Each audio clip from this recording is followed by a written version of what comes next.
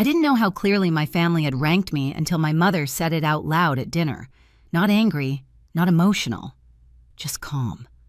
Your sister's family always comes first. You're always last.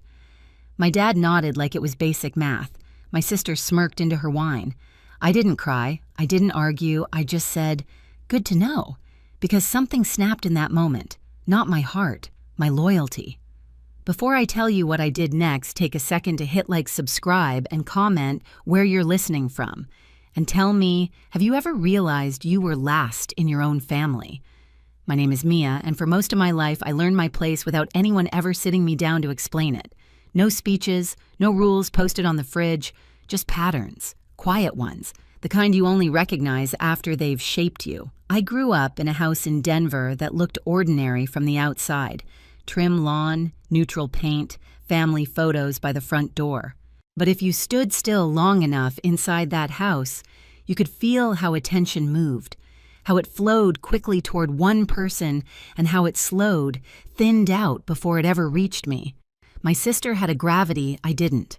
Conversations bent toward her. Plans were made around her schedule. When something went wrong, people rushed. When something went right, they celebrated loudly.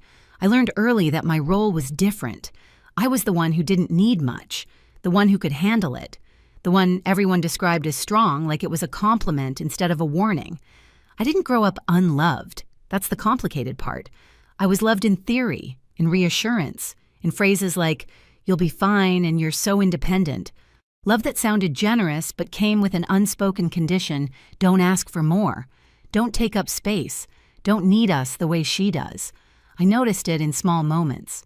Birthday mornings where my cake came from the grocery store on the way home while hers was ordered weeks ahead. Family trips where my suitcase stayed in the closet because I was better off saving for school. Graduation days where I took photos for everyone else and stood off to the side holding jackets, watching milestones happen without me in the frame. When I left for community college, no one cried at the airport. There wasn't an airport, actually. Just a quick hug in the driveway and a reminder to call when I got there. I paid my own way, worked extra shifts, learned how to stretch money and time because I had to. And every time I succeeded, it quietly reinforced the story my parents told themselves. See, she's fine. She doesn't need us. Years later, when I moved to Seattle for work, the pattern didn't change. Phone calls were brief, updates about my life were acknowledged, then redirected. "How's work? That's good. Did you hear what your sister's dealing with right now?" I became fluent in listening in, being supportive, in staying calm, while my own life unfolded off to the side. By the time of that dinner, the one where my mother finally said the words out loud, I already knew where I stood. What shocked me wasn't the ranking, it was how comfortable they were saying it. As if it had always been obvious, as if I had agreed, and maybe, in some quiet way, I had. After that dinner, nothing changed on the surface, and that was the point. My parents didn't call to check in. My sister didn't apologize. Life continued smooth and uninterrupted, as if they hadn't just said the quiet part out loud. But something had shifted in me. The requests kept coming just like before. A text from my mom asking if I could watch the kids just for a few hours. A casual mention of bills piling up said lightly like a weather update. My sister forwarding a message about a payment that accidentally bounced, followed by a laughing emoji. No one asked directly. They never had to. The assumption was enough. I noticed how automatic my old responses had been. Of course. No problem. I'll figure it out. This time I didn't answer right away. At first it felt wrong, like I was breaking some invisible rule. I'd see my phone light up and feel that familiar pull in my chest, the reflex to smooth things over before they escalated. Instead, I let the phone sit on the counter. I finished my coffee. I went to work. I lived my day. And nothing exploded. That realization was unsettling. The world didn't collapse because I didn't step in immediately. No emergencies, no disasters, just silence. Followed later by a second message. Then a third, more pointed one. "Are you okay? You've been quiet." I was quiet because I was paying attention. I started looking at my own life with the same clarity I brought to my work. My finances, my schedule, my energy. I realized how much of it had been quietly allocated to everyone else, money that drifted out in small, regular amounts, time I kept flexible just in case, plans I never fully committed to because someone might need me. So I began separating things, not dramatically, not with announcements, just practically. I moved money into accounts that were mine alone. I canceled shared access. I stopped covering small payments that had never been discussed, only expected. When my sister asked if I could spot her for now, I replied with a simple, "I can't." No explanation, no apology. The reaction was immediate. My mom called her voice tight with concern that felt more like confusion. "Is everything okay? You seem distant." I told her the truth. "I'm just busy." She paused, as if waiting for the rest of the sentence. When it didn't come, she filled the space herself. "You know your sister's under a lot of pressure right now." I did know. I had always known. What I was realizing was that knowing didn't make it my responsibility. That was the turning point. Not a fight, not a dramatic declaration, just the moment I understood that being the strong one had become a convenient excuse for everyone else to stop carrying their share. I didn't know then how soon they would really test that boundary, but I was about to find out. The call came on a weekday afternoon, right as I was finishing a meeting. I could hear it before anyone said a word, that edge in my mom's voice. Tight, rushed, the sound of someone trying to stay calm while standing on unstable ground. "We need to talk," she said. "Can you come by this weekend?" She didn't explain. She didn't have to. By then, I'd learned the language. When my family used urgency without details, it meant something had gone wrong, something expensive. When I arrived in Denver, the house felt heavier than I remembered, the air stale.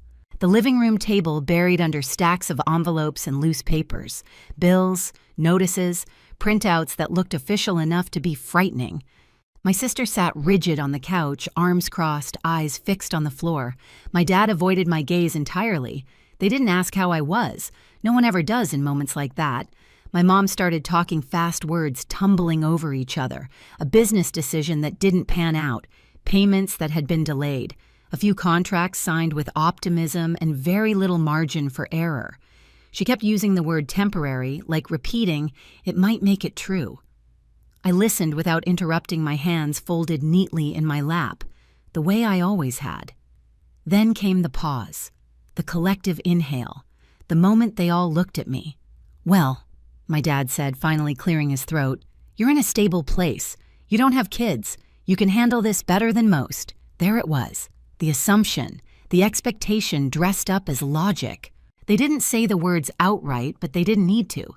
They expected me to cover the gap, to smooth the crisis, to make the numbers work the way I always had.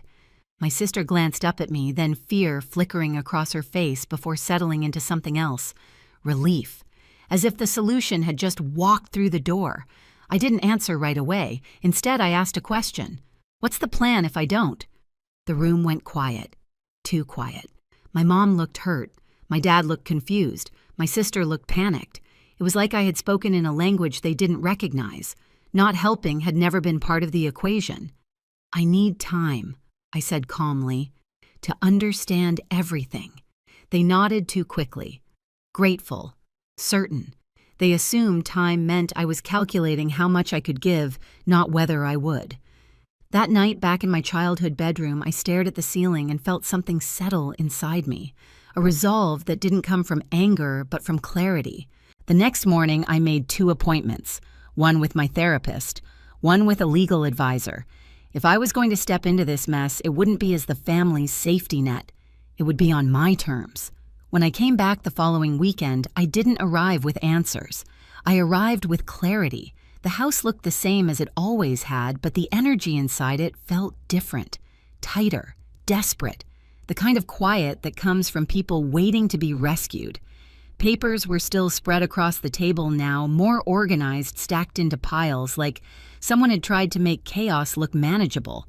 Bills here, payments there, a few contracts clipped together, corners bent from nervous handling. My parents were already seated. My sister sat beside them, her husband hovering near the doorway like he wasn't sure if he was welcome in the room where the damage had been assessed. No one smiled when I walked in. No one offered coffee. My mom broke the silence first.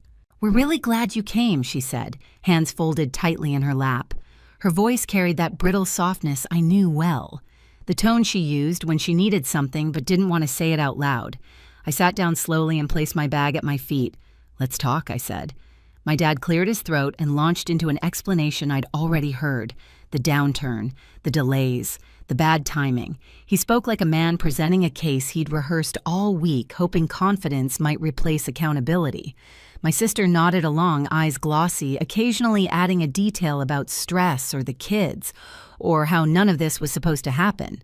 Eventually, the words ran out. That's when my mom leaned forward. "We just need help getting through this part," she said. "Once things stabilize." "How much?" I asked. She blinked. My dad hesitated. My sister inhaled sharply, then answered for them, a number rounded, heavy-spoken, carefully, as if the way she said it might make it sound smaller. And after that I asked, "What's the plan?" My dad frowned. "What do you mean?" I said evenly, "What changes? So this doesn't happen again." The question landed wrong. My mom's expression tightened. "Mia, this isn't the time to interrogate us." I nodded slowly. "Then it's not the time for me to write a check." The room shifted. My sister sat up straighter. "We're family," she said, her voice rising just enough to carry emotion without crossing into accusation. "This isn't about plans. It's about helping who I asked." She looked at me like the answer was obvious. "Us." I glanced around the room. "And who's helping me?" No one spoke. My dad leaned forward, elbows on his knees. "You're in a different position," he said. "You don't have the same responsibilities. You're single, you're stable, you can afford to step in." There it was, the logic I'd heard my entire life. The math that always ended with me absorbing the cost. "I can afford to step in," I said carefully, because I've spent years planning my life as if no one would ever catch me if I fell. My mom's eyes filled. "We didn't know you felt like that." I met her gaze. "You did. You just didn't think it mattered." The room went quiet again, but this time it wasn't confusion. It was discomfort. I reached into my bag and pulled out a folder, sliding it onto the table between us. The movement was slow, deliberate. Every eye followed it. "This is what I'm willing to do," I said, "and this is how." My dad opened the folder first, his eyebrows knit together as he scanned the first page, then the next. My mom leaned over his shoulder. My sister craned her neck, her face draining of color. "This is a loan," my dad said flatly. "Yes," I replied, with clear terms. My sister shook her head. "Why are there conditions?" "Because this isn't an emergency donation," I said. "It's structured help." My mom's voice trembled. "You don't trust us." "I trust patterns," I said quietly, "and this pattern has been in place my entire life. The conditions weren't cruel, they weren't punitive, they were practical. Assets had to be sold before any money changed hands. Spending had to be documented. No new financial commitments without proof of sustainability. Family therapy not as a suggestion, but as a requirement. And a written agreement that my name, my credit, and my future would never again be assumed as backup." My dad pushed the folder away from him. "This is cold," he said. "This is how banks treat people." I nodded. "Then treat me like a bank. Because when you needed emotional support, I was family. When you needed money, I was infrastructure." My sister's eyes filled with tears. "So you're punishing us now?" I shook my head. "I'm stopping the punishment of me." She looked at our parents, then back at me. "If you don't help us, we lose everything." I held her gaze. "If I help without boundaries, I lose everything I've built." The words hung between us heavy and undeniable. My mom reached for my hand, then hesitated as if unsure whether she still had the right. "We never meant to make you feel last." I gently pulled my hand back. "But you did. And you said it out loud. No one argued with that." My dad stared at the paperwork, jaw tight. "So this is it," he said. "Sign or sink." "No," I corrected him. "This is grow or repeat." Time stretched. Minutes passed. My sister wiped her cheeks, her husband pacing behind her. My parents whispered to each other in low, frantic tones. For the first time in my life, I wasn't filling the silence. I wasn't offering solutions or softening edges. I waited. Finally, my dad looked up. "We need time." I nodded. "You have 24 hours. My sister's head snapped up. That's it. That's it, I said, standing. Tomorrow I'll come back. Either we move forward with this, or we don't move forward at all. As I walked toward the door, my mom called my name. If we say no, she asked, voice breaking, are you walking away? I paused my hand on the doorknob. I'm not walking away from you, I said. I'm walking toward myself. The next day when I returned, the papers were signed. No speeches, no apologies wrapped in excuses, just shaky signatures and tired faces. The relief in the room was real, but so was the loss. Something had shifted permanently. As I gathered my things to leave, my sister looked at me differently than she ever had before. Not with superiority, not with expectation, with uncertainty. And for the first time, that wasn't my problem to fix. The fallout didn't arrive all at once. It came in quiet steps, each one heavier than the last. The first change was practical. Assets were listed, subscriptions were canceled, expenses were tracked instead of ignored. The numbers stopped being abstract and started becoming limits. My parents downsized their expectations before they downsized anything else, and that alone shifted the tone of every conversation. Family therapy began a few weeks later, awkward at first, defensive. My dad spoke in careful sentences like he was afraid of saying the wrong thing. My mom cried more than she talked. My sister sat stiffly, arms crossed, as if accountability were a language she'd never been taught. I listened more than I spoke. Not because I had nothing to say, but because I no longer needed to convince anyone of my reality. The truth had already been written down, signed, and agreed to. Something unexpected happened over time. The panic faded. The urgency softened. Without me quietly absorbing the consequences, everyone else had to carry their share. My sister learned how to sit with discomfort instead of handing it off. My parents stopped using phrases like, "We'll figure it out," when they really meant Mia will. The relationship didn't heal in a dramatic way. There were no movie moments, no sudden transformation. But there was space. Space where guilt used to live. Space where obligation had once pressed down on my chest. Back in Seattle, my life felt steadier, lighter. I focused on my work. I slept better. I stopped bracing myself every time my phone buzzed. When my mom called, it was to ask how I was not what I could do. When my sister texted, it wasn't followed by a request. The biggest change wasn't theirs, though. It was mine. I no longer felt responsible for maintaining the illusion that everything was fine. I didn't rush to prove my worth by fixing problems that weren't mine. I learned that boundaries don't erase love. They define where it can exist without destroying you. One evening, sitting alone in my apartment, I realized something simple and profound. For the first time in my life, I wasn't waiting to be chosen. I had already chosen myself, and that made all the difference. For a long time, I thought being last in my family meant I needed to try harder, give more, stay quieter. I was wrong. Being last was never a position to fight for. It was a sign to step out of the line entirely and build a life where my value didn't depend on sacrifice. If this story felt uncomfortably familiar, I want you to know you're not alone. Share your thoughts in the comments. Tell me where you're listening from, and if stories like this help you breathe a little easier, hit subscribe so you don't miss the next one.